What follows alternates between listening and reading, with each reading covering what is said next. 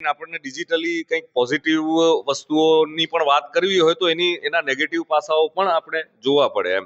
તો ફ્રોડ્સ જે છે એને ધ્યાનમાં લઈને આપણે આ વિષય ડેવલપ કર્યો અને પબ્લિકની જાગૃતિ જેટલી પણ સાયબર ફ્રોડને રિલેટેડ વધે.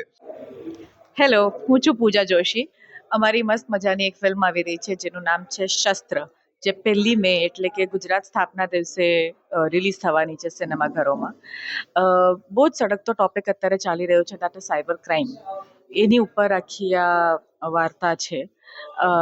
તમે ઘણી વખત એવું જોયું હશે કે તમારા મોબાઈલ પર લિંક આવે કે લેપટોપ પર લિંક આવે, તમે ક્લિક કરો તો કાં તો લેપટોપ હેક થઈ જાય, કાં તો પછી તમારા બેંક બેલેન્સમાંથી પૈસા ઓછા થઈ જાય.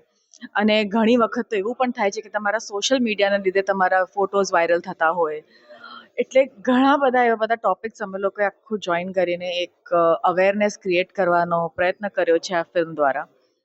કોલેજ લાઈફ આખી એક દેખાડી છે, એક લવ સ્ટોરી દેખાડી છે, સોશિયલ મીડિયા કેવી રીતે તમારા માટે હાનિકારક બની શકે છે એ તમને જોવા મળશે.